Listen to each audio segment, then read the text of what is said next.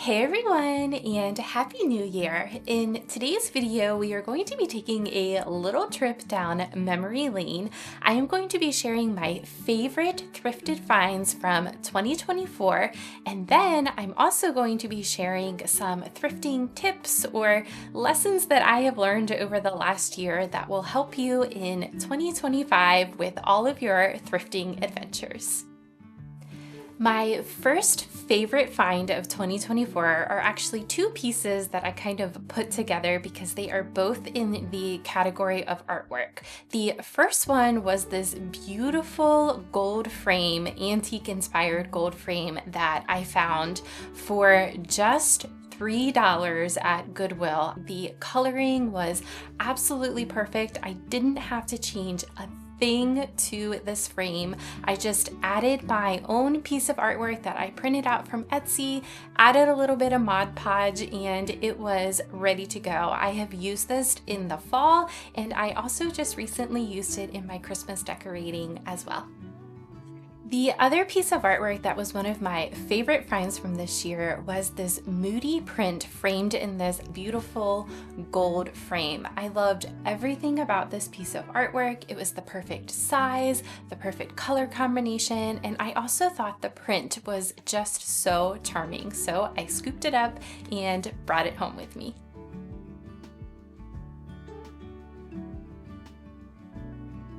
The very first thrifting tip that I want to share with you, or a really valuable lesson that I've learned over the last year as I got more and more into thrifting, was to be incredibly selective and to only bring home items that are a 10 out of 10 in your book. If it is not a 10 out of 10 or extremely close to a 10 out of 10, I would recommend leaving the item behind, because what you don't want to do is bring a bunch of clutter into your home. And when you're out at the thrift store, we all know that there is quite a bit of junk there sometimes that you have to kind of dig through to find the things and the treasures that can be found there. So I would say if it is not a 10 out of 10 in your book, definitely leave it behind and be patient to find those items that are.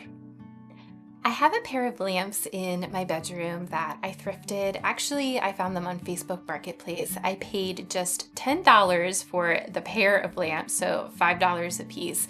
And these lamps definitely made my list for favorites from 2024. They were a very interesting pink color when I originally picked them up, but I gave them a very quick coat of paint and purchased some new lampshades, and they looked brand new. They were the perfect size for my nightstand, and I love the instant transformation that they brought to my bedroom.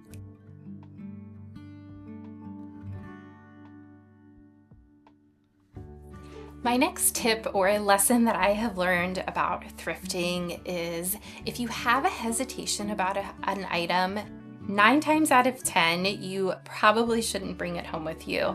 I know when I am out at the thrift store and I'm looking around at different things, sometimes I will place an item in my cart to think about it, and almost always I end up putting that item back because I had some kind of hesitation. And if that's the case, then I would say definitely leave those items behind that you are hesitating about, because there's probably a reason that you are not initially thinking to yourself, yes, this is something that I want to bring home with me, which goes back to the first tip that I shared. If it's not a 10 out of 10, or if you're hesitating about it, it probably should get left behind at the store. I know for myself, sometimes you can get wrapped up in the idea of thrifting and finding those really great deals. So sometimes you might make some concessions when it comes to items that you're looking at. But for me, one of the things that I have really tried to focus on, and I will continue to focus on in 2025 going forward, is to be purposeful and making sure that the items that I am selecting, I am being very intentional about, because what I don't want to do is bring a bunch of clutter into my home or projects into my home that are just going to sit, that I'm never going to get to. So I would say definitely make sure that you are being thoughtful and intentional and purposeful when you are purchasing items secondhand. Next on my favorites list for pieces that I thrifted in 2024 is actually a furniture piece that I picked up on Facebook Marketplace. Now, I found this hutch that is currently in my living room for just $60, and I knew when I saw it that it was going to need a little bit of work to fix it up. It had a very orange tone to the wood, so I knew that that was going to have to be stripped off and was going to take a little bit of TLC to get it to the point where I wanted it for my living room. However, I had been on the hunt for a smaller hutch that would fit in this corner of my living room where I could display my white pottery and dishes, and I knew that this one was the absolute perfect size. So I went ahead and picked it up, and I spent about 2 weeks stripping paint, sanding, and then using some furniture paint to paint it in this beautiful white color to go in my living room. In the end, I love how it turned out, and it did exactly what I was hoping. It was a beautiful place for me to display all of my white pottery and dishes.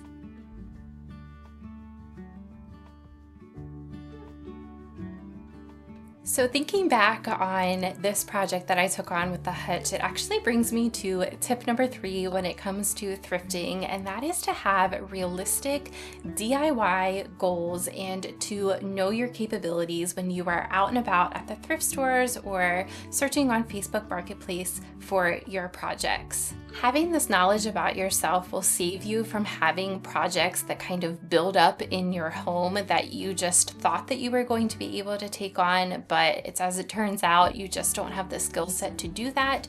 So if you kind of evaluate the skills that you have, the resources, the time, before you jump into thrifting or looking for those projects, in the end, it's going to save you so much time and money because you're not going to collect a bunch of clutter in your home as far as projects go that you're just not going to be able to get to. The next item on my list of favorite thrifted finds from 2024 has to be this basket that I style on top of my antique hutch. I love this basket and it lives here all year long. I just change out the florals inside of the basket. It is the perfect size for this space, and I just love the color of this basket, the charm it adds to the space, the texture that it brings into this little corner in my living room. I absolutely love it, and I only paid $3.49 for this basket at Goodwill. Thinking back to the trip that I actually found this basket, this had been one of several thrifting trips that I had been on several weeks in a row, and I had just found nothing, which brings me to tip number 4, which is sometimes you go out thrifting and the trip is kind of just a bust. You don't find anything. So you just have to be okay with the fact that you might go out on a thrifting adventure and you might come home with nothing.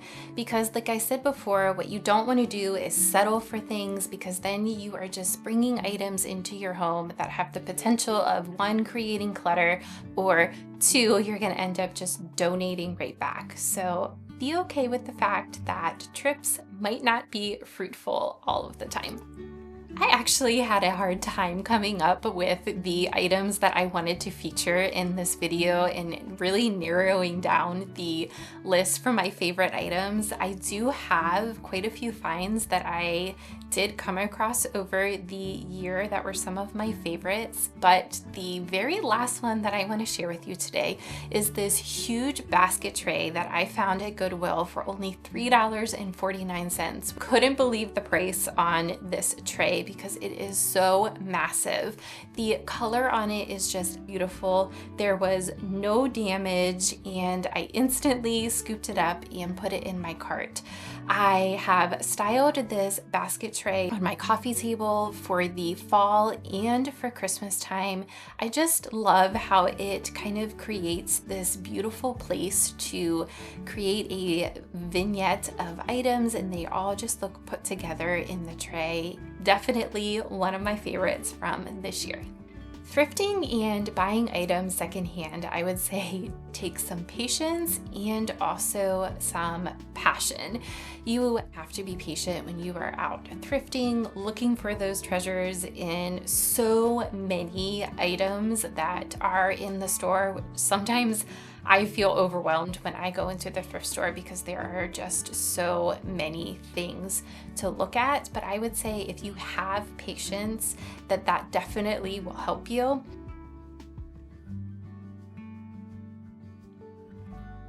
My very last tip that I want to share with you for going into 2025 and going on all of those thrifting adventures would be to really nail down what your style is in your home so that when you are in the thrift store, you are only picking up those items that fit with the style in your home, and be pretty strict about it. Have criteria for the items that you are looking at, criteria in the areas of how much time you're willing to invest into your projects, criteria for the actual items that you are picking up. Are you willing to entertain items that have a little bit of damage? Are you only going to pick up items that have no damage to them? Criteria for how much money you are willing to spend on secondhand items, and also criteria for how much space you are willing to give up in your home if you're picking up items that are project pieces, because you may not get to all of those projects right away. So you are trading a little bit of space in your home to house those projects until you can get to them. So I would say make sure you take the time to sit down and think about those things before you go out on your next thrifting adventure. All right, y'all, I have really enjoyed sharing some of my favorite thrifted finds from 2024 and also some of my insights and lessons learned from this past year that might be helpful to you as you go out on your thrifting adventures in 2025. I hope that you enjoyed, and I will see you all very soon in my next one.